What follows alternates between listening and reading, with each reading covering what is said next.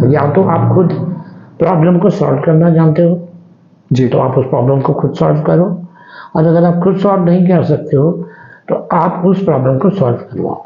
जी, जी। तो वो personality type में भी होगा, जैसे मेरे लिए कुछ ग्रह अच्छे होंगे या बिजनेस अच्छे होंगे या दूसरे पर्सन के लिए कुछ ऐसे, तो वो स्टार्ट करनी चाहिए।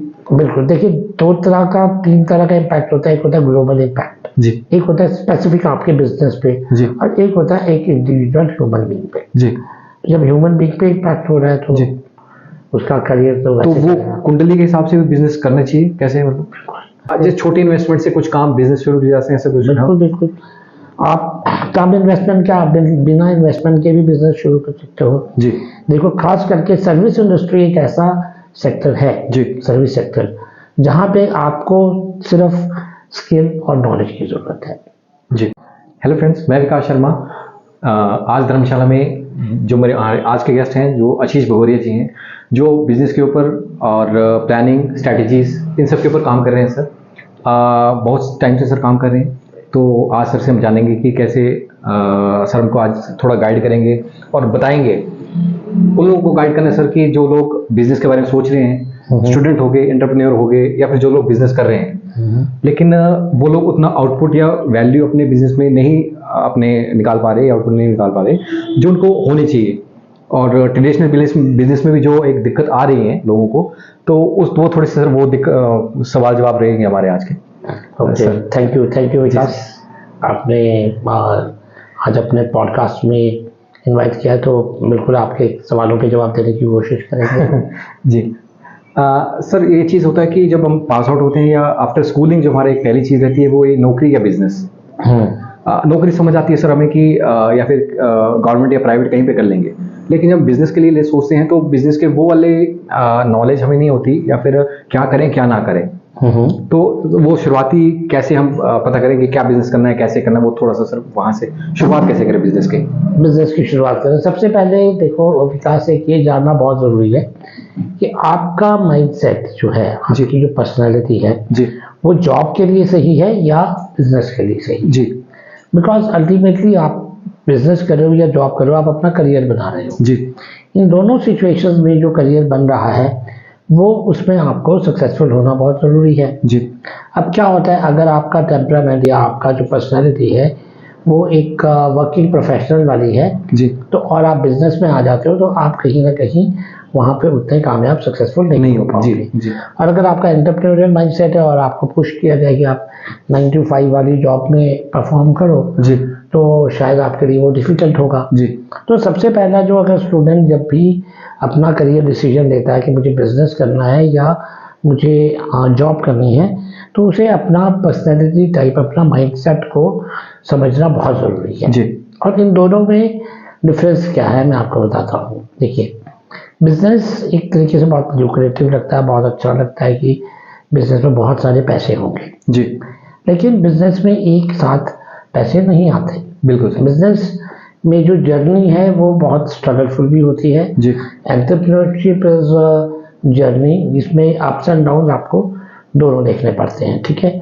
अगर आप सक्सेसफुल एंटरप्रेन्योर बन गए तो आपके लिए बहुत अच्छा फ्यूचर है, बट अगर आप कहीं ना कहीं वहाँ पे आपने किसी भी वजह से फेलियर का सामना किया तो आपका सेटबैक इतना बड़ा होता है कि लोग फिर उससे बाहर नहीं निकल जी पाते, सर, जी, ठीक है। तो वहाँ पे आपको पहले तो ये चीज़ समझना पड़ेगा कि अगर तो आप रिस्क टेकर हो जी, तो आप एंटरप्रेन्योर बनो, और अगर आप चाहते हो कि नहीं मैं रिस्क टेकर नहीं हूँ, मुझे एक रेगुलर इनकम चाहिए जो मेरे मिनिमम एक्सपेंसेस को मतलब सपोर्ट करती है, तो उनके लिए फिर मुझे job is a better option, जी, ठीक है। और दूसरी बात क्या होता है कि एंटरप्रेन्योर अगर आपको बनना है तो आपको अपना पूरा टाइम जी, डेडिकेट करना पड़ेगा। तो क्या आप टाइम डेडिकेट कर सकते हो? क्या आप उस रिस्क को लेने के लिए तैयार हो कि कुछ टाइम तक अगर आपके पास कोई भी रेवेन्यू नहीं जनरेट होता है जी, तो क्या आप उस पोजीशन में रह पाते हो? जी, तो सबसे पहले तो ये देखिए कि आपकी फैमिली कंडीशंस कितनी है, आपके ऊपर डिपेंडेंट्स कितने लोग हैं, राइट। उसके बाद आप ये डिसीजन लीजिए। और अगर आप आफ्टर कॉलेज आ रहे हो तो कॉलेज के आने के बाद एक छोटे बिजनेस को ज़रूर कीजिए। इवन अगर आप चाहते हो कि आप जॉब ही करना चाहते हो, बट मैं रेकमेंड करूँगा बिजनेस ट्राई करने से क्या होता है कि आपको मालूम पड़ता है कि क्या बिजनेस को आप चला पाओगे या नहीं चला पाओगे। जी। सबसे पहले आप एक्सपीरियंस लीजिए, एक छोटा बिजनेस ट्राई कीजिए, आप सक्सेसफुल होते हो तो वही जो आपकी स्ट्रैटेजीज हैं वो बड़े बिजनेस में आप जी apply अप्लाई हो कर जाएंगे। जी। तो ये एक अप्रोच रहनी चाहिए। सर जिन्होंने बिजनेस स्टार्ट कर दिया है और थोड़ा थोड़ा किया और उसको एक्सटेंड करने का या उसके बीच कंसल्टिंग का कितना हेल्प रहती है, मतलब या स्ट्रेटजीज या एक पीछे गुरु एक कितना देखो गुरु कहीं पे भी क्या जरूरत होती है, देखिए आपके दोनों सवालों के मैं जवाब दूंगा, क्योंकि एक तो आपका ये है कि जिन्होंने अपना बिजनेस बढ़ा दिया, स्टार्ट कर दिया है, जी तो वो आगे कैसे लेके जाए, जी ठीक है। और दूसरा किसी कंसल्टेंट या स्ट्रैटेजिस्ट की या मेंटोर की एक्सटर्नल जी सपोर्ट की जरूरत कब और कहाँ रहती है। जी तो सबसे पहले वाले सवाल को लेते हैं जो कि है आपका कि बिजनेस को ग्रो कैसे किया जाए। तो बिजनेस को ग्रो करने के लिए जो लोग स्ट्रगल कर रहे हैं वहाँ पे एक ही कारण है कि सबसे पहले अगर आप बिजनेस कर रहे हो, कोई भी बिजनेस कर रहे हो, चाहे आप हेल्थ केयर में हो, चाहे आप टूरिज्म ट्रैवल का बिजनेस कर रहे हो, आप ट्रेनिंग्स में हो, एजुकेशन में हो, ठीक है, आप मैन्युफैक्चरिंग में हो, रिटेल में हो, आपको एक ही चीज़ हमेशा दिमाग में रखनी है कि आपका एंड यूजर कौन है, आपका कस्टमर कौन है। जी आपका बिजनेस आपके लिए नहीं है, आपका बिजनेस आपके कस्टमर के लिए है। जी सर। अगर आप अपने कस्टमर की फर्स्ट चॉइस बनते हो तो आपका बिजनेस सक्सेसफुल होगा, और अगर आप उनके लिए एक अनदर ऑप्शन हो तो आपका बिजनेस सक्सेसफुल नहीं है। नहीं होगा। जी जैसे क्या होता है, जॉब के लिए जब आप अप्लाई करते हो तो आपको पिक कौन करता है, इंडस्ट्री पिक करती है। जी तो हम लोग तैयारी करते हैं कि हमें वो कंपनी जो है वो जॉब के लिए हमें मौका दे और हमारी वहाँ पे सिलेक्शन हो जाए, तो उसके लिए हम लोग अपने आप को जॉब रेडी करते हैं, जी फिर उस कंपनी को अप्रोच करते हैं, इंटरव्यू की तैयारी करते हैं, सब कुछ करते हैं, अच्छा सा CV बनाते हैं। तो बिजनेस में भी क्या होता है, जब आप अपने कस्टमर के पास आप चाहते हो कि आपको कौन सिलेक्ट करे, आपका कस्टमर। जी तो जिस तरह इंडस्ट्री पिक कर रही है जो कैंडिडेट को, वहाँ पे कस्टमर आपको पिक करेगा। जी तो आपको भी इतनी तैयारी करनी चाहिए जी कि आप कस्टमर की प्रॉब्लम को कैसे सॉल्व कर पाओगे। जी फिर जैसे आपने अपना CV बनाया इसलिए कि आपकी सिलेक्शन हो जाए, आप शॉर्टलिस्ट हो जाओ, तो आपका भी अपना प्रोफाइल, बिजनेस प्रोफाइल स्ट्रांग हो कि कस्टमर उसको देख के आपको शॉर्टलिस्ट तो करे एटलीस्ट। जी फिर स्टेज आती है इंटरव्यू की, जी है ना।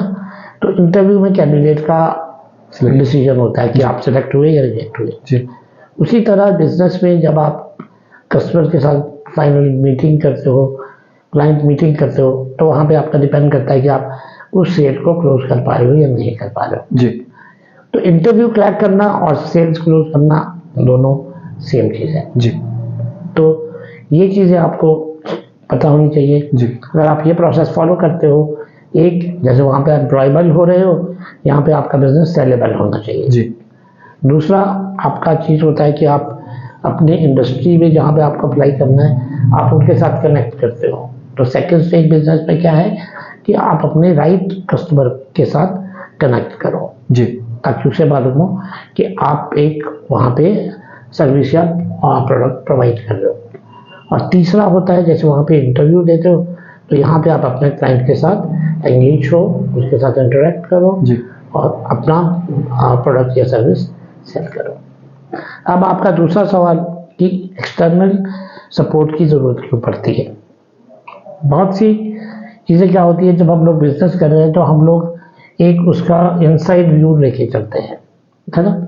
जैसे एक कप है, चाय का कप है जी तो आप कप के अंदर देखोगे तो आपको बाहर से कहीं पे क्रैक है या वो कप किस तरह दिख रहा है वो आप नहीं देख पाओगे। जी तो उसके लिए क्या चाहिए, आपको कप से बाहर आना पड़ेगा। जी तो मोस्टली अगर तो बिजनेस ओनर अपने आप को अपने बिजनेस से डिस्कनेक्ट कर सकता है जी और खुद एक एक्सटर्नल व्यू समझ के जी अपने बिजनेस को एक सब्जेक्ट मान के जी केस स्टडी समझ के उसके ऊपर एनालिसिस करता है, तब तो वो काफ़ी चीज़ों को आइडेंटिफाई कर लेगा। जी लेकिन कई बार हम लोग इमोशनली अपने बिजनेस के साथ कनेक्टेड होते हैं, कोई फाइनेंशियल डिसीजन होते हैं, आपकी लायबिलिटीज़ है, आपको लगता है नहीं मैं ये कर पाऊंगा, बट रियलिटी होती है कि आप वो नहीं कर पा रहे हो। जी कई बार हम लोग क्या करते हैं कि कोई ऐसे प्रोडक्ट को बार बार पुश कर रहे हैं मार्केट में, इसकी एक्सेप्टेंस नहीं है एक्सेप्टेंस नहीं है। जी और हम लोग इमोशनल अटैच हो चुके हैं उस प्रोडक्ट के साथ। जी तो वहाँ पे एक्सटर्नल व्यू काम करेगा।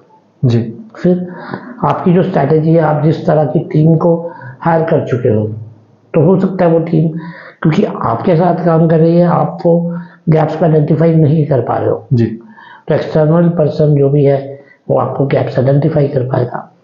और इन सब चीज़ों के बाद एक ज़रूरत होती है किसी सब्जेक्ट मैटर एक्सपर्ट की, जो उस डोमेन का एक्सपर्ट जी। हो। मान लीजिए आपको मार्केटिंग करनी है, तो आपको ऑब्वियसली एक उस एक्सपर्ट से करवाओ था जो मार्केटिंग करता है।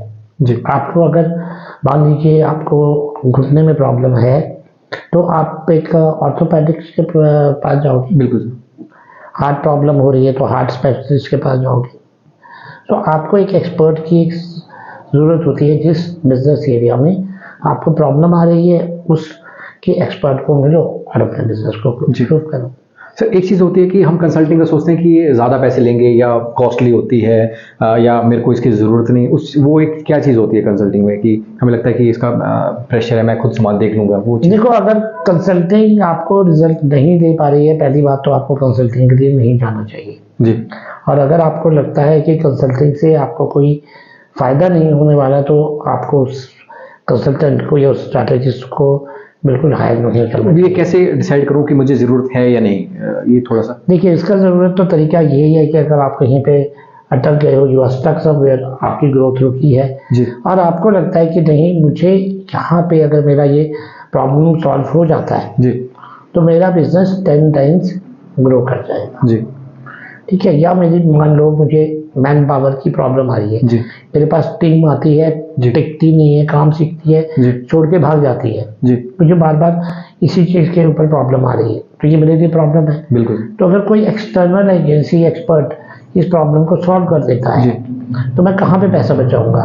मैं बचाऊंगा क्योंकि मुझे बार बार नई टीम हायर नहीं करनी पड़ेगी, मुझे ट्रेनिंग पे पैसा वेस्ट नहीं करना पड़ेगा। जो लोग मुझे छोड़ के जाते हैं, उनके जाने के बाद जो गैप होता है, जो काम रुक जाता है, जो कस्टमर की डिलीवरी सफ़र करती है, मेरा खुद का टाइम वहाँ पे इन्वॉल्व हो जाता है उस गैप को फिल करने के लिए, तो नहीं होगा। तो उसको आप फाइनेंशियली कन्वर्ट करो कि अगर आपको ये सारी प्रॉब्लम में आप हो, तो मान लीजिए कि आप इस प्रॉब्लम से स्ट्रगल कर रहे हो और आपका 10,000 रुपीज़ का हर महीने एक्स्ट्रा वेस्टेज या टाइम लॉस हो रहा है। ठीक है, एक एग्जाम्पल के लिए मैंने 10,000 बोला। तो आप साल में लगभग 1,20,000 रुपया गवा रहे हो, लूज कर रहे हो। बट अगर कोई कंसल्टेंट आपकी इस प्रॉब्लम को सॉल्व कर देता है और वो आपका 1,20,000 रुपया बचा देता है, जी सर, तो आपको फाइनेंशियल बेनिफिट हुआ। बिल्कुल। बट अब अगर वो कंसल्टेंट आपके 1,20,000 रुपये बचाने के बदले में 2 लाख रुपए चार्ज कर ले, तो ज़्यादा है। जी। तो यहाँ पे क्या देखना चाहिए हमेशा कि जो आपको वैल्यू मिल रही है, अगर आपका रेवेन्यू मान लो अभी 20 लाख का है, ठीक, और वो रेवेन्यू बढ़ करके आपका 30 लाख हो जाता है with the help of consultant, तो उसने आपको कितने का बेनिफिट दिया? 10 लाख का। सो दैट मीन्स कि एटलीस्ट उसका जो फीस है या जो उसका कॉस्ट है वो 1/10 तो डिजर्व करता है। तो कोई भी कंसल्टेंट या कंसल्टिंग एजेंसी जब आप हायर करो, तो ये देखो कि आपको 10 टाइम्स बेनिफिट मिलना चाहिए। सर ये चीज़ कंसल्टिंग एक बात बता, लेकिन स्टार्टिंग में जो लोग मेरे जैसे नौजवान हैं जो बिजनेस स्टार्ट करना चाहते हैं, उसमें जो इनिशियल स्टेप्स होते हैं सर, जो बिजनेस साइकिल आपके बुक्स में भी है, तो वो कौन से स्टेप्स होते हैं जो उसको लड़के को या किसी को भी फॉलो करने चाहिए? वो कौन से स्टेप्स होते हैं सर जी उसका बिजनेस ऑटोमेशन पे या अच्छे से इंक्रीज हो जाए? देखो, बिजनेस का सक्सेसफुल होने के लिए अगर हम उसके एक ऑर्गेनाइजेशन स्ट्रक्चर की बात करें तो हम उसे कहते हैं पिरामिड स्ट्रक्चर। पिरामिड में सबसे बड़ी जो डिज़ायर होती है किसी भी बिजनेस ओनर की, वो क्या होती है? Business expansion, growth and expansion. ठीक है, और ग्रोथ और एक्सपेंशन आपकी तब तक पॉसिबल नहीं है जब तक आपका बिजनेस प्रॉफिटेबल नहीं। तो ग्रोथ एक्सपेंशन के बाद हमारा नेक्स्ट स्टेप होता है, उससे पहले और बाद, पहले प्रॉफिट, कि बिजनेस को प्रॉफिटेबल लेके आओ। अगर आपका बिजनेस प्रॉफिटेबल नहीं है तो आगे आप नहीं चल पाओगे। पर प्रॉफिट कहाँ से आएगा? अगर आपके पास रेवेन्यू होगा। अगर आपका सेल्स नहीं है, आपके कस्टमर्स नहीं है, आपका रेवेन्यू नहीं है, तो आपका क्या प्रॉफिट आएगा? नहीं आएगा। तो प्रॉफिट से एक स्टेप पीछे क्या आ गया? रेवेन्यू से। लेकिन रेवेन्यू कब आएगा, कस्टमर्स कब आएंगे, सेल्स कब होगी, जब आप एक ब्रांड हो जी। तो अगर आप ब्रांड नहीं हो और आप एक जेनरिक ऑप्शन हो, जस्ट अनदर ऑप्शन हो जी। कस्टमर के लिए, जी। तो आपका रेवेन्यू ग्रो नहीं होगा। तो उससे पहले आपको ज़रूरत है कि आप एक ब्रांड बनो, राइट, और ब्रांड की तरह अपने आप को पोजीशन करो मार्केट में। और उससे पहले एक और स्टेप होता है कि ब्रांड आप कब बन पाओगे, जब आपकी इंटरनल ऑर्गेनाइजेशन के पास सभी कैपेबिलिटीज हैं जी, आपके पास सिस्टम्स एंड प्रोसेसेस हैं जी, कि आप उस लेवल पे एज अ ब्रांड कस्टमर को डिलीवर कर पाओ सर्विसेज जी, आप उस कस्टमर एक्सपीरियंस का ध्यान रख पाओ, ठीक है जी, और वो सारा ब्रांड वाला जो एक एक्सपीरियंस कस्टमर को देना है वो दे सकते हो या नहीं दे सकते हो। तो आपको अपने बिजनेस के अंदर सिस्टम्स एंड प्रोसेसेस डेवलप करने पड़ेंगे। और उससे एक स्टेप पीछे जो आपका स्टेज रहती है जी, दैट इज प्रोसेस से पहले जी पीपल लेयर, जिसे हम कहते हैं पिरामिड में। अगर आपके पास अच्छी टीम नहीं है, आपके पास अच्छे लोग नहीं हैं, तो आप प्रोसेसेस भी नहीं बना पाओगे। तो ये 6 स्टेप बहुत जरूरी है अगर आप बिजनेस करना चाहते हो जी। सबसे पहले you have to have right people in your team. उसके बाद आपके जितने भी फंक्शनल एरियाज हैं जी, हर एक फंक्शनल एरिया के लिए प्रोसेसेस होने चाहिए। ये आपका इंटरनल फाउंडेशन हो गया। उसके बाद आप अपने आप को एज अ ब्रांड पोजीशन करो। ब्रांड के बाद आप फोकस करो रेवेन्यू पे, और रेवेन्यू के बाद आप प्रॉफिट जनरेट करो, और प्रॉफिट के बाद फिर आप एक्सपेंशन के बारे में सोचें। सर आपने अभी ब्रांड की बात की, तो हाँ बहुत से लोग हैं या ऑर्गेनाइजेशन है जो सोचते हैं कि हमें डिफरेंट दिखना है और एक ब्रांड बनानी है। तो ब्रांड वो कैसे बना सकते हैं, या क्या चीज़ फ़र्क होता है एक ब्रांड में और एक नॉर्मल चीज़ में, वो थोड़ा सा हमारे लोगों को बताएं। हाँ देखो, ब्रांड अक्सर लोग सोचते हैं कि मैंने कंपनी का लोगो बना लिया जी, तो मेरा ब्रांड बन। जी सर, जी ठीक है। तो लोगो is not the complete brand element, ठीक है जी। एक ब्रांड बनने के लिए अब आप इसको देखिए कि सबसे पहले क्या होता है, ब्रांड का मतलब क्या होता है। ब्रांड का मतलब होता है कि आप उस बिजनेस के ऊपर भरोसा कर सको, ट्रस्ट जी। और दूसरा, आप जब उसे यूज करते हो तो आपको एक गर्व महसूस होना चाहिए कि मैं ब्रांड यूज कर रहा हूँ, ठीक है। वो प्राइड फीलिंग कब आती है, जैसे आपने देखा कि लोग नॉन ब्रांडेड कपड़े पहनते हैं और कई ब्रांडेड पहनते हैं। जो ब्रांडेड पहनते हैं वो प्राउड फील करते हैं कि यार मैंने ब्रांडेड पहना, कॉन्फिडेंस आता है जी। तो वो ब्रांड का क्यों आता है, तो ब्रांड में क्या वो सिर्फ लोगो लेकर के जाते हैं, नहीं। ब्रांड में सबसे पहले तो आपका अगर लोगो से बात करो तो जितने भी ब्रांड्स हैं जी, वो लोग लोगो एक पार्ट है विजुअल आइडेंटिटी का जी।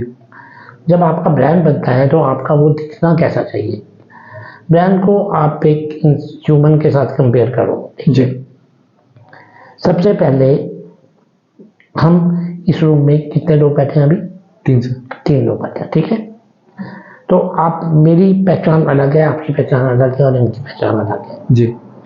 तो सबसे पहला आपसे से सवाल पूछता हूँ जी, आप मुझे कैसे पहचानते हो, मैं कौन हूँ, मेरा नाम क्या है? जी पहले नाम सर, उसके बाद आप काम क्या करते हैं? हाँ, पहले तो नाम जी।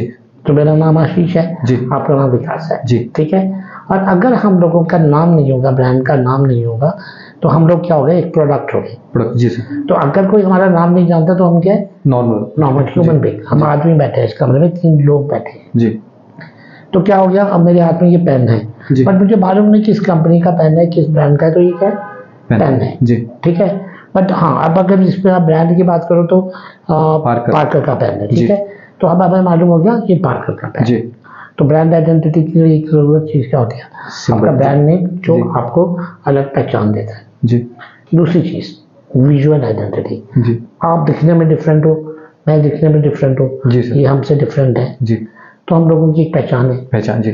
तो वो जो विजुअल आइडेंटिटी, जब हमारी फिजिकल अपीयरेंस डिफरेंट होती है, तो ब्रांड की अपनी एक फिजिकल अपीयरेंस होती है, जिसे आप कहते हो ब्रांड का विजुअल आइडेंटिटी। उसका लोगो यानी कि उसका सिंबल जो है, ठीक है, वो किस तरीके से दिख रहा है।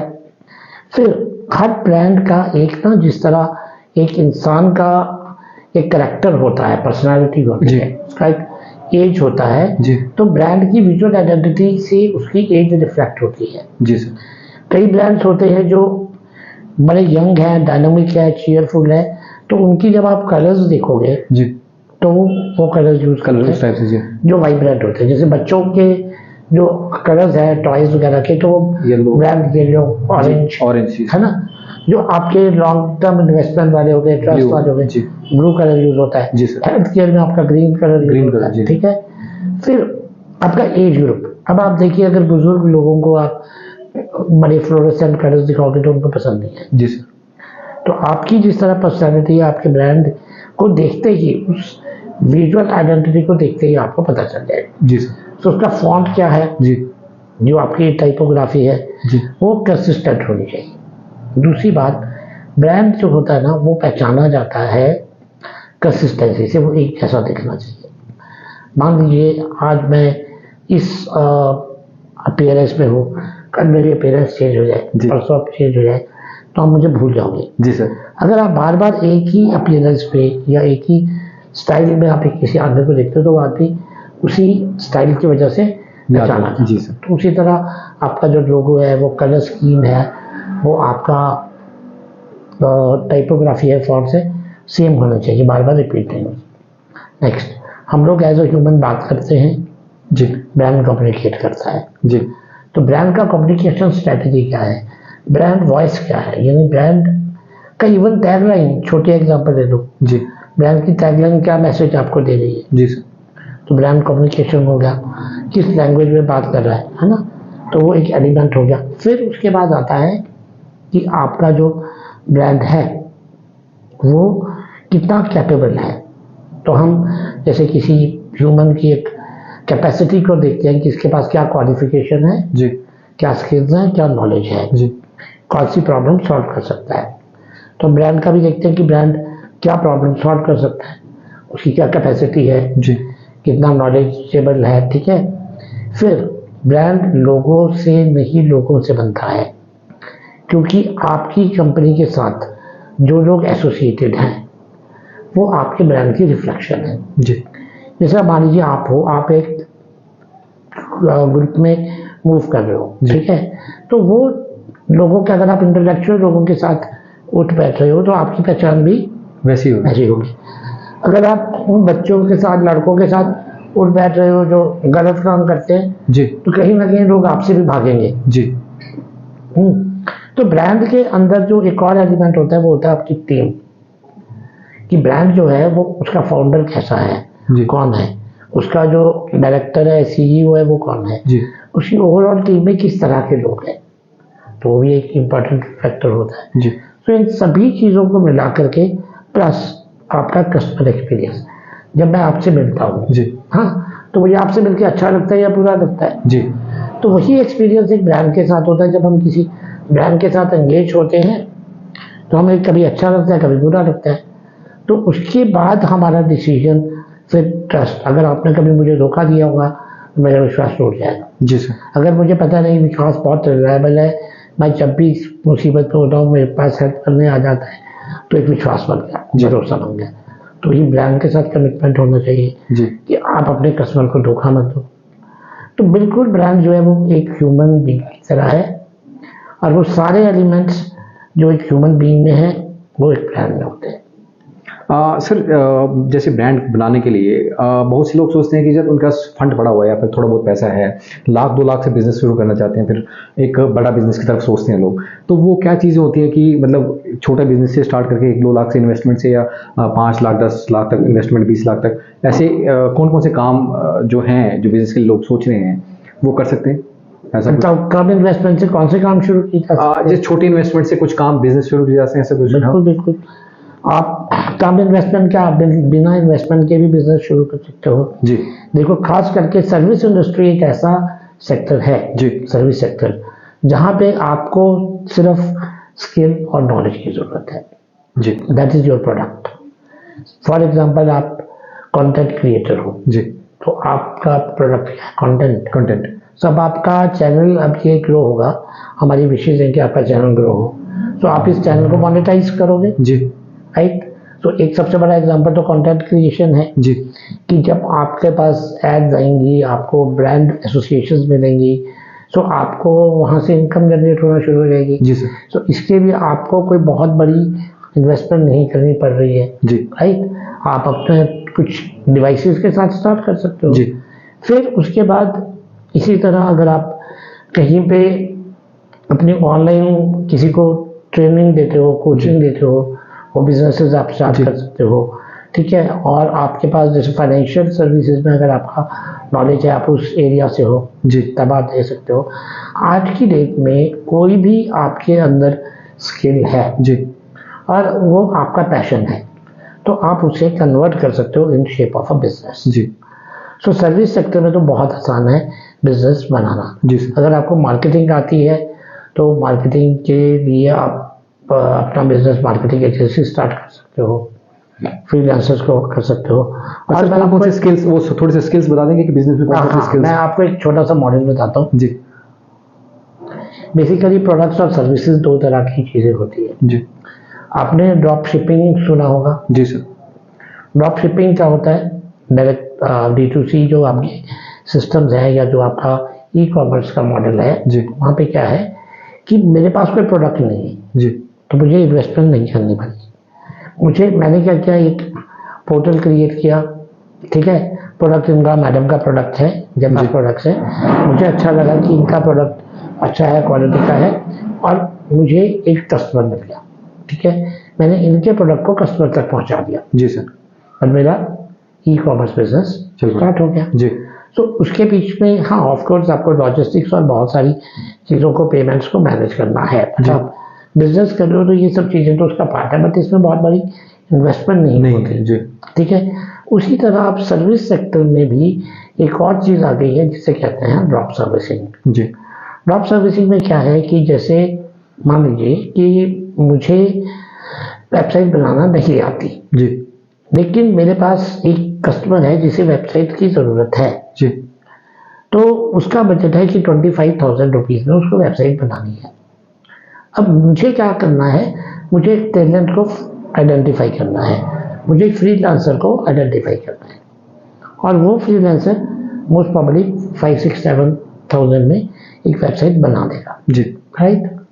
अब मैंने वेबसाइट बनाई 7,000 में, डिलीवर की 25,000। तो आपने कैसे मैनेज किया? जी आपने टैलेंट्स को और प्रॉब्लम को मैप किया।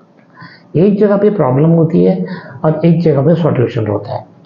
अगर दो चीज़ें हैं, या तो आप खुद प्रॉब्लम को सॉल्व करना जानते हो जी तो आप उस प्रॉब्लम को खुद सॉल्व करो, और अगर आप खुद सॉल्व नहीं कर सकते हो तो आप उस प्रॉब्लम को सॉल्व करवाओ।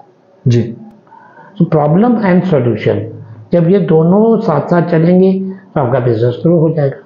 और छोटी इन्वेस्टमेंट से आप प्रोडक्ट्स पे अगर बात करो तो प्रोडक्ट्स में बहुत से बिजनेसेस हैं जो आप छोटे में स्टार्ट कर सकते हो। गारमेंट्स के बिजनेसेस हैं, आप लग्जरी, आप ज्वेलरी का बिजनेस स्टार्ट कर सकते हो, आर्टिफिशियल आप रियल ज्वेलरी का कर सकते हो। आज की डेट में टेक्नोलॉजी के एडवांसमेंट के बाद आपको प्रोडक्ट अपने पास रखने की ज़रूरत नहीं है।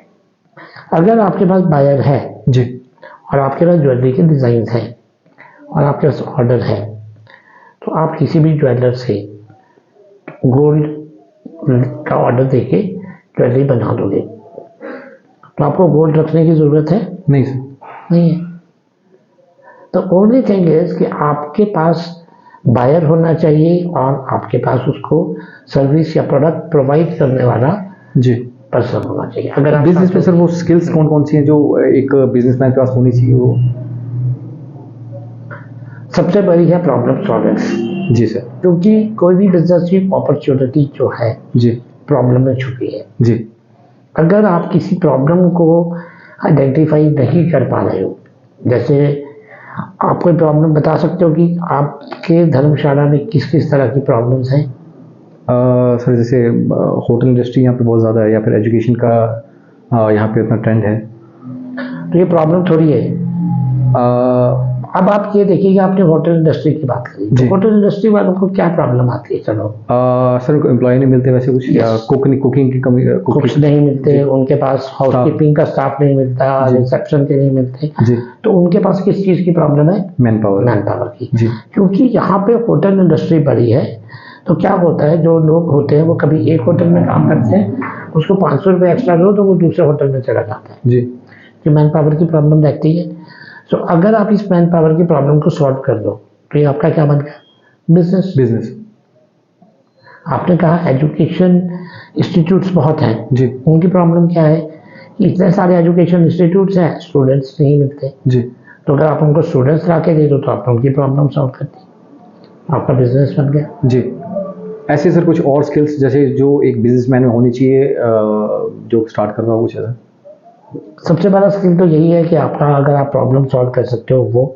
दूसरा स्किल क्या होता है, अगर आप बिजनेस ओनर की बात करो तो बिजनेस ओनर से ज़्यादा आपको एक एंटरप्रेन्योर होना ज़रूरी है। जी एक एंटरप्रेन्योर का काम क्या होता है कि उसमें इनोवेशन के स्किल्स होने चाहिए, उसे मालूम होना चाहिए कि इनोवेशन कैसे करते हैं।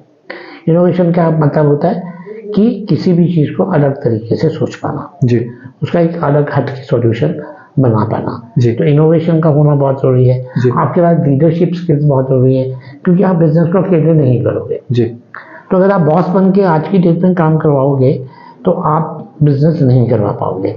आपको एज अ बिजनेस लीडर काम करना है, not as a business owner. और बिजनेस लीडर का काम क्या होता है कि वो आगे अपनी second line of leadership create करे। दैट मीन्स कि अगर मैं कंपनी का मैनेजिंग डायरेक्टर हूँ तो मुझे इस चीज़ पे फोकस नहीं करना चाहिए कि मेरी जो टीम है वो सिर्फ वही करे जो वो कर सकते हैं। मुझे उनको इतना एम्पावर करना है, इतना उनको ट्रेन करना है कि कल को वो मेरी कंपनी का सीईओ या मेरी कंपनी का डायरेक्टर बन सके। जी जब आप उस लेवल पे अपनी टीम के साथ काम करोगे तो आपकी टीम आपके साथ अच्छे लेवल पे परफॉर्म करेगी और आप एक अच्छे लेवल पे सक्सेसफुल हो पाओगे।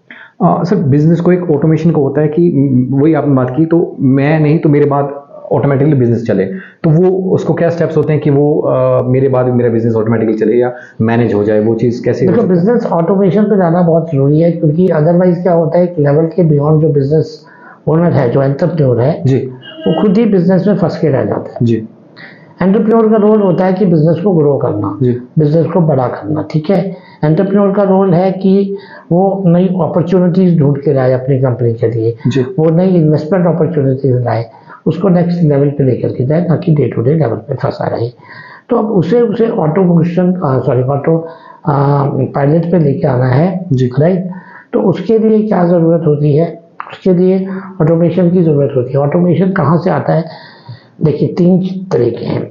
सबसे पहला होता है स्टेप, आपको डेलीगेशन ऑफ टास्क आना चाहिए। डेलीगेशन ऑफ टास्क क्या होता है कि आप किसी दूसरे आदमी को काम सौंप के निश्चित हो जाओ और उससे काम करवा पाओ। मैक्सिमम बिजनेस ओनर इसी चीज़ में फंसे रहते हैं, उन्हें भरोसा नहीं होता अपनी टीम पे। जी वो गला नहीं छोड़ पाते, सिंपल बात है। गला नहीं छोड़ पाते।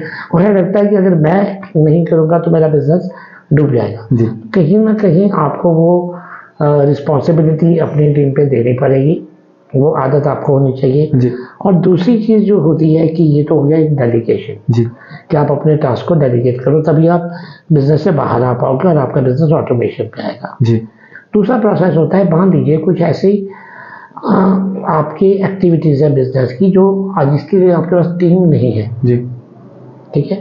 कई चीज़ें होती हैं, कई प्रोसेस होते हैं, ज़रूरी नहीं है आपके पास हर प्रोसेस के लिए इन हाउस टीम हो, जी एम्प्लॉइज हो। तो आप उसे कैसे करोगे? तो आपको उसे आउटसोर्स करना होता है एजेंसीज को। जी बहुत से बिजनेस ओनर्स अपने प्रोसेसेस को आउटसोर्स करने में भी घबराते हैं। जी उन्हें लगता है कि नहीं, ये प्रेजेंटेशन जो है ये मेरी कंपनी के लोग ही बनाएंगे। जी अगर उन्हें एक अच्छा टैलेंट मिल रहा है जो कुछ थोड़ा सा अमाउंट चार्ज करके जी एक अच्छी प्रेजेंटेशन बना देता है, जी तो वो प्रेजेंटेशन उनके बिजनेस को कहीं का कहीं लेगा। बिल्कुल सर बिल्कुल। तो why to waste your time, because they are saving थोड़ा सा पैसा, बट उसके बदले में कितना नुकसान कर रहे हैं, है ना। तो ये एक आउटसोर्सिंग जो है ये भी ज़रूरी है। जी सेकंड स्टेप अगर आप ऑटोमेशन पे जाना चाहते हो। जी और थर्ड है टूल आपका टेक्नोलॉजी। जी बहुत सी चीज़ें हैं आज की डेट में, टेक्नोलॉजी से आपका प्रोसेसेस जो है वो जहाँ पे ह्यूमन इंटरवेंशन बहुत कम हो जाती है। जी जैसे मान लीजिए आपका रिसेप्शन एरिया है, तो आप वर्चुअल असिस्टेंट्स आपको मिल रहे हैं जी तो आपका वर्चुअल कॉलिंग सिस्टम है, आपके बॉट्स हैं जो ऑटोमेटिकली रिप्लाई दे रहे हैं, रिप्लाई करते हैं। जी है ना।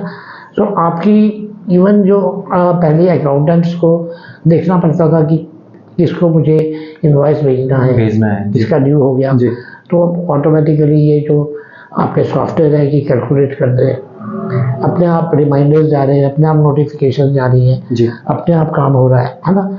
तो इसी कहते हैं डिजिटल ट्रांसफॉर्मेशन। तो अगर आप अपने बिजनेस को लेके आना चाहते हो तो तीनों चीज़ें बिजनेस ओनर के पास, एंटरप्रेन्योर के पास होना जरूरी है। डेलीगेशन का स्किल, आउटसोर्सिंग का नॉलेज एंड डिजिटल ट्रांसफॉर्मेशन के लिए एक आपका इनिशिएटिव। सर एक बात और होती है कि बहुत से लोग होते हैं जिनका एक काम चला हुआ है, उसी को स्केलेबल के ऊपर काम करना चाहते हैं, या एक शॉप है या ये कुछ छोटा सा काम चला हुआ है, उसी को मॉडल को रिपीट करने, स्केलेबिलिटी का कैसे कर सकते हैं लोग, या क्या चीज़ होती है सर वो चीज़ थोड़ा सा, या क्या क्या चीज़ ज़रूरत होती है जब हम स्केलेबल के ऊपर जाते हैं, क्योंकि एक्सपेंशन के ऊपर जाते हैं, स्केलेबिलिटी के ऊपर जाते हैं। तब स्केलेबिलिटी के लिए सबसे ज़रूरी चीज़ है प्रॉफिटेबिलिटी जी। बिकॉज जब तक आपका एग्जिस्टिंग बिजनेस प्रॉफिटेबल नहीं है जी, आप आगे कैसे बढ़ाओगे जी। तो बिजनेस में एक्सपेंशन का मतलब क्या हुआ कि आपका एक्सपेंशन दो तरह की होती है, एक होती है हॉरिजॉन्टल और एक होती है वर्टिकल जी। ठीक है, हॉरिजॉन्टल का मतलब क्या हुआ कि आज आपका बिजनेस 100 कस्टमर्स को हैंडल कर रहा था जी, आपका होटल है जी, और आपके पास 100 जो है, आपके पास 50 रूम्स का होटल है, आप 100 क्लाइंट्स को, गेस्ट को हैंडल कर सकते हो जी। अब आपका बिजनेस प्रॉफिटेबल हो गया, आपका होटल प्रॉफिट में आ गया, अब आप चाहते हो एक्सपेंशन, तो एक तो तरीका ये है कि आप उसी होटल को बड़ा करो जी, और उसकी इंफ्रास्ट्रक्चर को बड़ा करो जी, ज़्यादा लैंड एक्वायर करो, ज़्यादा ऑक्यूपेंसी बढ़ाओ जी, आप अपने डिफरेंट टाइप की हट्स खोल लो जी। ठीक है, आप उसी बिजनेस यूनिट को बड़ा कर लें, जिसमें अब आपका 100 से बियॉन्ड 500 का कैपेसिटी हो गया जी जी। तो ये हो गया आपका वर्टिकल एक्सपेंशन, वर्टिकल जी, ठीक, ताकि वो ऑर्गेनाइजेशन वहीं पे ग्रो कर रही है। दूसरा होता है expansion which is called horizontal, जिसमें अगर आपका बिजनेस एक जगह पे है और आप उसकी मल्टीपल यूनिट्स ओपन करते हो जी, चाहे वो कंपनी रन यूनिट्स हो या फ्रेंचाइज जी, है ना, तो उसे कहते हैं आपका वर्टिकल एक्सपेंशन। तो एक्सपेंशन के लिए दोनों सिचुएशन में आपके बिजनेस का एग्जिस्टिंग जो मॉडल है जी, पहले वो प्रॉफिटेबल होना चाहिए जी, और उस मॉडल को आप रेप्लिकेट कर पाओ। बिल्कुल, रेप्लिकेट कर पाओगे तभी आप फ्रेंचाइजी खोल पाओगे जी। अगर आपका अपना एग्जिस्टिंग ब्रांड नहीं बना जी, आपका खुद का बिजनेस प्रॉफिटेबल नहीं है और आप सोचो मैं 10 फ्रेंचाइजीज ओपन करूंगा, तो आपका वो प्रूफ ऑफ कॉन्सेप्ट ही नहीं तैयार। बिल्कुल सर, बिल्कुल। सर आपने अभी बिजनेस मॉडल की बात की, तो हमारे दर्शकों को एक चीज़ बताएंगे बिजनेस मॉडल क्या होता है, या कैसे वो चीज़ अलग अलग जो बिजनेस मॉडल हैं वो कौन कौन से मॉडल हैं और वो कौन सा यूज़ कर सकते हैं। बिजनेस मॉडल जो है विकास, वो एक जनरल टर्म है। बिजनेस मॉडल क्या होता है कि आपका ओवरऑल बिजनेस क्या करता है जी, उस पूरे बिजनेस का जो प्रोजेक्ट है उसका बिजनेस कैटेगरी क्या है, वो किस तरह के कस्टमर्स को टारगेट कर रहा है, कौन सी प्रॉब्लम को सॉल्व कर रहा है, उसका रेवेन्यू मॉडल क्या है। जैसे मान लीजिए अब आप फेसबुक की बात करें जी, तो फेसबुक ने क्या किया है, फ्री में दिया है प्लेटफॉर्म जी, मगर वो पैसा कहाँ से ले रहा है, ऐड से, ऐड से। तो उसका बिजनेस मॉडल क्या होगा, ऐड वाला जी, ठीक हो गया। तो अब रेस्टोरेंट है, तो रेस्टोरेंट का रेवेन्यू मॉडल क्या होगा, फूड से सर्व करना, ठीक है। तो इसी तरह हर एक बिजनेस का अलग अलग बिजनेस मॉडल हो सकता है और आप मल्टीपल बिजनेस मॉडल्स क्रिएट कर सकते हो, डिफरेंट उसकी स्ट्रैटेजीज रहती हैं जी, तो उनको एक जगह पे तो समअप करना बहुत मुश्किल है। कोई बिजनेसमैन है तो उसको पहले अपना बिजनेस मॉडल भी देखना चाहिए कि मैंने क्या करना है, कैसे करना है, वो उस हिसाब से एक्सपेंशन उसका अच्छे से हो। बिल्कुल, क्योंकि अगर आपको यही क्लैरिटी नहीं है कि आपका बिजनेस मॉडल क्या है, आपका रेवेन्यू कहाँ से आएगा जी, तो आप आगे उसे कैसे ग्रो करोगे। जैसे अब आपका न्यूज़पेपर्स है तो वो स्पेस सेलिंग करते हैं जी, तो स्पेस सेलिंग एक कॉमन सा बिजनेस मॉडल है, बट क्या आप उसके अलावा इवेंट्स में आ रहे हो, तो आपने अपने बिजनेस मॉडल को चेंज किया जी, ठीक है। सो अब आपका जैसे आपका ये B&B का मॉडल है जी, आपका होम स्टे टाइप का, होम स्टे तो है ना, तो ये एक डिफरेंट बिजनेस मॉडल है जी। सो आपका हर एक बिजनेस मॉडल किस तरीके से, बिजनेस मॉडल की अगर आप डेफिनेशन समझने की कोशिश करो तो वो ये होता है कि आप अपने कस्टमर की प्रॉब्लम को किस तरह सॉल्व कर रहे हो जी, और किस तरह आप रेवेन्यू जनरेट कर रहे हो। अब जैसे आप ओयो का देखो तो उनका डिफरेंट मॉडल है जी, अमेज़न का देखें अमेज़न का डिफरेंट है, है ना? जी, ज़ोमैटो का अलग है जी। ज़ोमैटो का अलग मॉडल है। आपका जो आ गया जो ये बुकिंग करते हैं आपकी ये होटल्स वगैरह वाली, ये तो आपकी हो ही गई, ठीक जी, है। जी, तो इस तरीके के आपके बहुत सारे जो है वो डिफरेंट बिजनेस मॉडल होते हैं। जैसे आपका कैब्स का है, जी, अभी मैं वही ओला इस्तेमाल है, में, जी, हाँ, ओला उबर का बात जी, करूँ जी, जी, तो उनका बिजनेस मॉडल क्या था कि उन्होंने टैक्सी ऑपरेटर्स को ही अपना पहले पार्टनर बनाया, जी, तो वो एक बिजनेस मॉडल है। जी, तो इनोवेटिव वे में जब आप सोचते हो कि किस तरीके से आप एक बिजनेस को रन करोगे, तो वो आपका बिजनेस मॉडल हो गया। सर इसमें जैसे अभी बिजनेस चल रहे हैं या आपने अभी बहुत से बिजनेस देखे होंगे, तो उसमें आपको क्या लगता है कि कौन-कौन सी प्रॉब्लम्स आपके सामने आई या फेस आपने देखे होंगे बहुत से, और क्या चीज़ आपने अच्छी लगी होगी लोगों ने कि आपने लर्निंग की और ऐसा कुछ? देखो, सबसे बड़ी जो कॉमन प्रॉब्लम जो बिजनेस ओनर्स को रहती है, जिनको साथ हम डील करते हैं, जिनकी प्रॉब्लम सॉल्व करते हैं, वो सबसे बड़ी और कॉमन प्रॉब्लम एक ही है कि या तो मेरे पास क्लाइंट्स नहीं है जी, या कस्टमर्स नहीं है। जी, हर बिजनेस ओनर यही चाहता है। End of the day they want money, they want profits, जी, बट उनको ये मालूम है कि प्रॉफिट्स तब तक नहीं आएंगे जब तक कस्टमर नहीं होगा। जी, तो customer acquisition is one biggest problem जी, जो बिजनेस ओनर्स को रहती है। दूसरी बड़ी प्रॉब्लम जो मैंने देखी जो बिजनेसेस फेस करते हैं वो है ह्यूमन रिसोर्स की, जी, कि उनके पास लोग आते हैं, टिकते नहीं है, सीख के चले जाते हैं, कहीं और ज्वाइन करते हैं। तो एक बिजनेस सेंटर की जगह ट्रेनिंग सेंटर बन के रह जाते हैं। तो ये दूसरा जो है उनका जी, प्रॉब्लम रहता है। और तीसरा जो प्रॉब्लम जो मैंने देखा वो ये है कि जितने भी बिजनेसेस हैं जी, वो अनऑर्गेनाइज्ड हैं। जी, बिल्कुल, अनऑर्गेनाइज्ड मीन्स कि वो टिपिकल एक ट्रेडिशनल वे में अपने बिजनेस को चला रहे हैं, जी, और एक कॉर्पोरेट किस तरह चलता है, कंपनी किस तरह ऑपरेट करती है, जी, उनके पास वो एक स्टैंडर्ड प्रोसीजर्स या प्रोसेसेस नहीं है, और ना ही वो खुद को अपने आप को एज अ ब्रांड बना पा रहे हैं। वो तो उनको क्या चीज़ और एक ऑर्गेनाइज कर सकते हैं अपने स्ट्रक्चर को या बिजनेस को, या अपना जो वो बिजनेस रन करने हैं वो, क्योंकि बहुत से लोगों ने बस काम चलाए वाला काम किया हुआ है, तो वो चीज़ कैसे ऑर्गेनाइज कर सकते हैं? देखो, कॉर्पोरेट लेवल पे अगर आपको जाना है जी, या ऑर्गेनाइज्ड स्ट्रक्चर आप क्रिएट करना है बिजनेस का, तो उसमें सबसे पहले आइडेंटिफाई करना बहुत ज़रूरी होता है कि आपके बिजनेस के वर्टिकल्स क्या क्या हैं, जी, कहाँ कहाँ पे काम हो रहा है, और उनमें उनका वर्क फ्लोज क्या है। जी, वर्क फ्लो का मतलब कि जैसे मान लीजिए बिजनेस मैनेजमेंट साइकिल है, जी, तो बिजनेस मैनेजमेंट साइकिल में क्या होता है, सबसे पहले आप एक प्लान करते हो बिजनेस के बारे में, जी, फिर इन्वेस्टमेंट करते हो, तो सेकंड वर्टिकल आ गया आपका जी, फाइनेंस। इन्वेस्टमेंट करने के बाद आप टीम को हायर करते हो, जी, तो आपका नेक्स्ट वर्टिकल क्या आ गया, Human ह्यूमन resource, रिसोर्स जी, टीम हो गई आपकी। फिर उसके बाद आपके बिजनेस ऑपरेशन शुरू होते हैं, जी, तो आपका ऑपरेशन नेक्स्ट वर्टिकल आ गया। जी, फिर आप मार्केटिंग करते हो, जी, जिससे आप अपने कस्टमर तक पहुंच सकते हो, है ना? जी, तो नेक्स्ट वर्टिकल मार्केटिंग आ गया। जी, एंड फाइनली आपका सेल्स आता है, जहाँ पे आपका बिजनेस जो है वो अपनी सेल्स कर रहा है, रेवेन्यू जनरेट कर रहा है। सो इन सभी 6 वर्टिकल्स पे आपको अपने बिजनेस को ऑर्गेनाइज करना है। इनके वर्क फ्लोज मालूम होने चाहिए जी, कि मेरा अगर मार्केटिंग है तो मेरा मार्केटिंग का प्रोसेस क्या है, जी, मैं किस चीज़ को मार्केट कर रहा हूँ, मेरी टीम कैसे काम करती है, ऑर्डर कब आता है, कब डिस्पैच होता है। तो वो सब चीज़ें अगर एक ऑर्गेनाइज वे में होंगी, प्रोसेस में होंगी और यूनिफॉर्म्ड वे में होंगी, जी। तो आप एक ऑर्गेनाइज बिजनेस बना पाओगे। सर आपने अभी कुछ अगर बिजनेस ट्रांसफॉर्म किया तो उसमें बदलाव क्या किया आपने, मतलब कि जिससे बिजनेस जल्दी ग्रो हो गया, मतलब वो कौन से की पॉइंट्स? जो हमने जिन बिजनेसेस को ट्रांसफॉर्म किया, कई जगह तो लोगों ने बहुत अच्छा इमीडिएट रिस्पॉन्स भी, इवन सेकंड सेशन के बाद मेरे एक क्लाइंट है, सबसे बड़ा एग्जांपल मैं आपको उनका देना चाहता हूँ, जो जी, मुंबई में एक मेरे क्लाइंट हैं, तो उनका सेकंड सेशन के बाद उनका रेवेन्यू 2 टाइम्स हो गया। जी, ठीक है। तो सबसे जो इम्पोर्टेंट चीज़ क्या होती है कि आपको अपने कस्टमर को जब तक आप फोकस करके नहीं अपने प्रोडक्ट को चेंज करोगे या जी, उसमें इनोवेशन नहीं करोगे या जी, उसकी नीड्स को दिमाग में नहीं रखोगे, जी, आपका बिजनेस कोई भी है, जी, चाहे आप सर्विस इंडस्ट्री में हो, मैन्युफैक्चरिंग में हो, आपको उसके लिए तैयार करना पड़ेगा। तो जो सबसे बड़ा बदलाव जो ज़रूरी होता है जी, एक बिजनेस में, वो ये ज़रूरी होता है कि आप अपने बिजनेस को सेलेब्रेट बनाओ, यानी कि आप अपने कस्टमर की फर्स्ट चॉइस बनो, जी। Not just another option.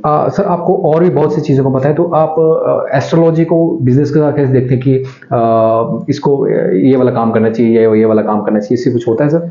Astrology is not just only one part of it. देखो, इस टॉपिक को अगर आपने टच किया है तो यहाँ पे आपने एक डिफरेंट टॉपिक टच कर दिया, बिकॉज क्या होता है, हमें एस्ट्रोलॉजी ऐसे टूल्स की ज़रूरत क्यों पड़ती है?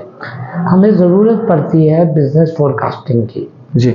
बिजनेस फोरकास्टिंग का मतलब क्या हुआ कि आने वाले टाइम में क्या चीज़ हो, जी। उसको पहले से जान लेना, जी। प्रोडिक्शन करना। अब मैं आपको इसका एक एग्जांपल देता हूँ, जैसे अमेजोन है जी। आप उसका ऐप यूज़ करते हो, जी।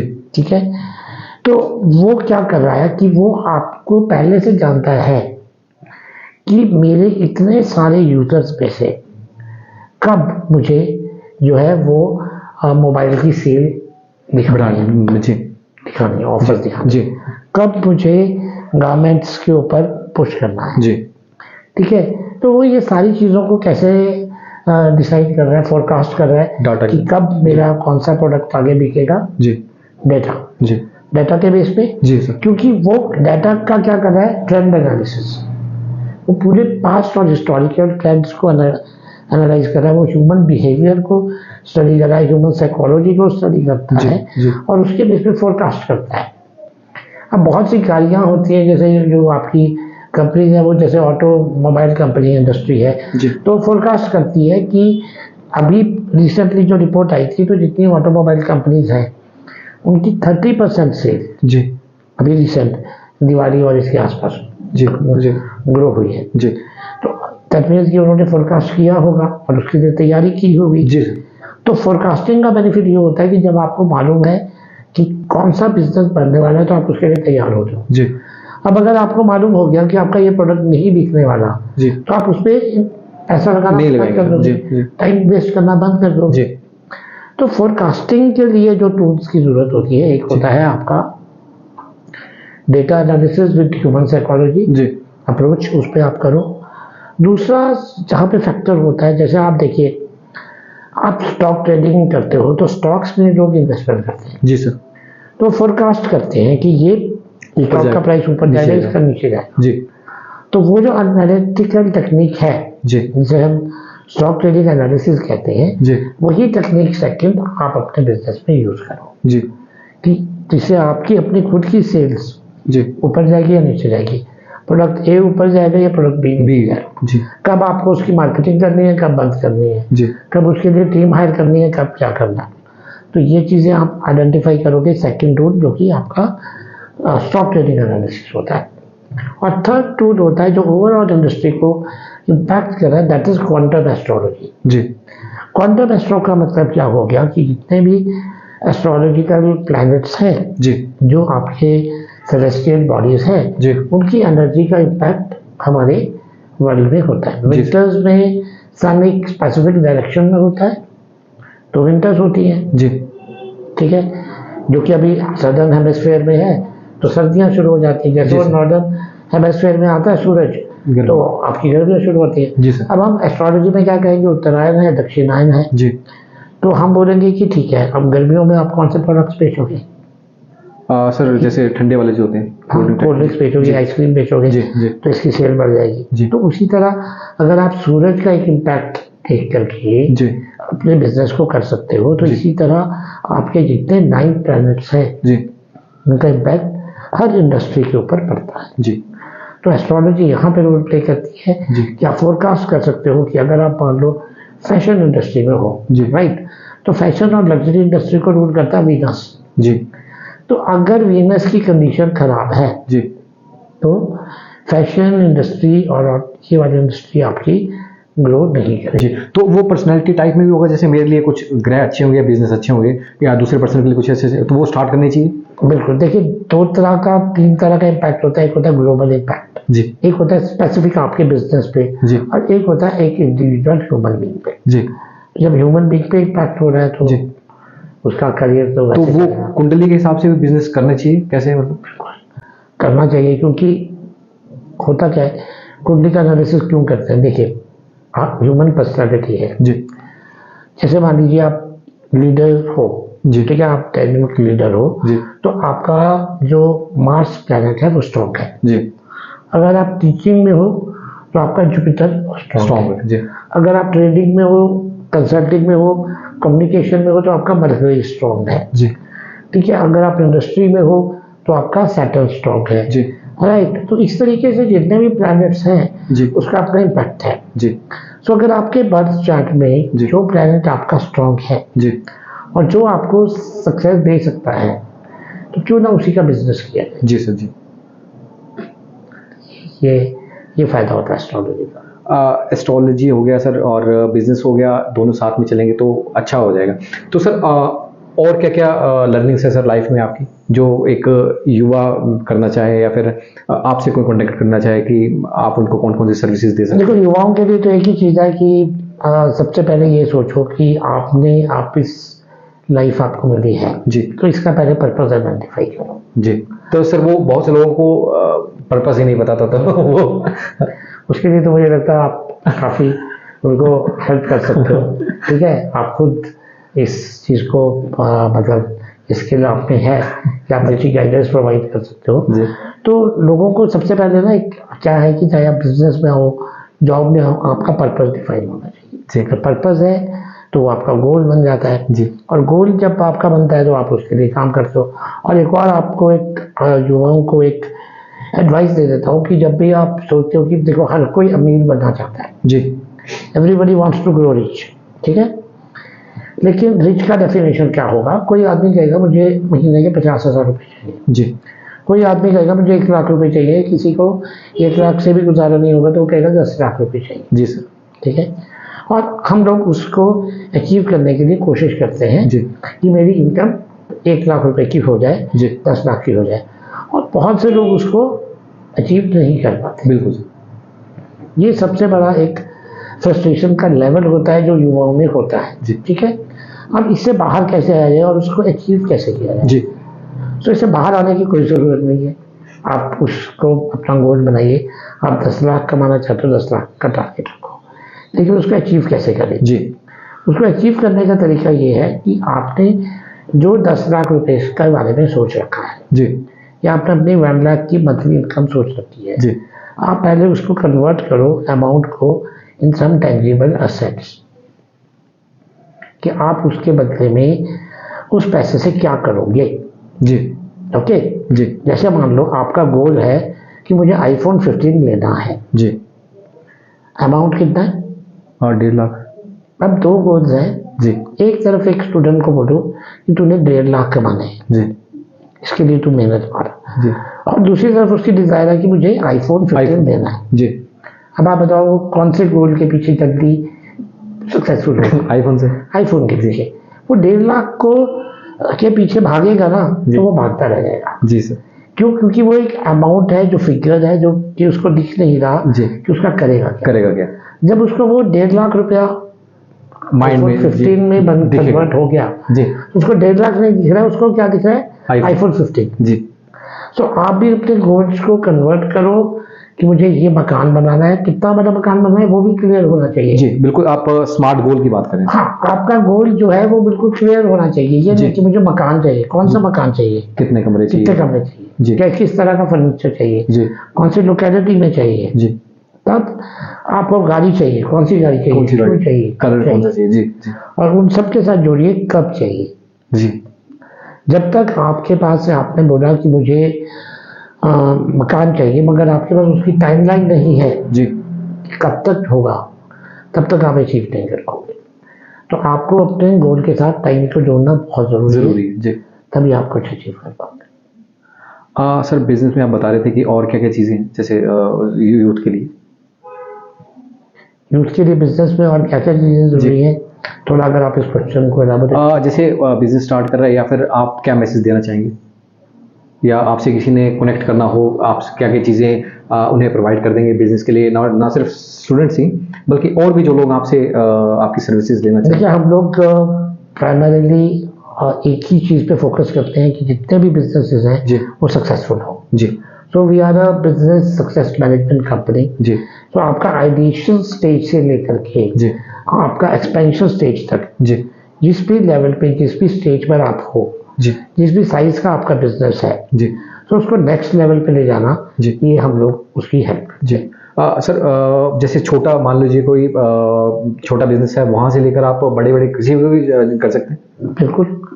तो उसमें आप क्या क्या सर्विसेज देते हैं? जैसे किसी को पता नहीं है कि बिजनेस कंसल्टिंग में क्या होता है, या सर्विसेज कौन कौन सी सर्विसेज होती देखिए, है? आप कंसल्टिंग को भूल जाओ विकास। देखिए, हमारा काम क्या है, उसके ड्रीम को फुलफिल करना। जी उसको उसको अपना बिजनेस बढ़ाना है। जी उसका बिजनेस नहीं चल पा रहा, जी तो हमारा कारणों को ढूंढना जी कि वो बिजनेस क्यों नहीं चल पा रहा, जी और उन कारणों को दूर करना। जी तो जब हमने एक प्रॉब्लम आइडेंटिफाई कर ली, जी तो हम उसका ट्रीटमेंट करेंगे, जी तो प्रॉब्लम खत्म हो जाएगी जी सर। और उसको सक्सेस मिल जाएगी। जी और बिजनेस ऑटोमेशन करने के लिए सर? मैंने आपको वही बताया, ऑटोमेशन के लिए जी डेलीगेशन, आउटसोर्सिंग और टेक्नोलॉजी। जी सर। तो यहाँ पे हम लोग इम्प्लीमेंट करवाते हैं टेक्नोलॉजी भी। जी और आपको अगर कहीं पे किसी को डेलीगेशन या लीडरशिप स्किल्स, मैनेजमेंट स्किल्स की ट्रेनिंग चाहिए, जी तो उनको हम लोग एज अ बिजनेस लीडर आपको काम कैसे करना चाहिए, जी वो ट्रेनिंग्स भी देते हैं, आपकी टीम को एम्पावर भी करते हैं। जी और कोई मैसेज सर? और मैसेज बस यही है कि आप जो भी करो, बेस्ट करो, जी ठीक है, जी और उसमें फुली इन्वॉल्व हो जाओ, तभी आपको सक्सेस मिलेगी। ठीक है, thank you sir. Thank you Vikas.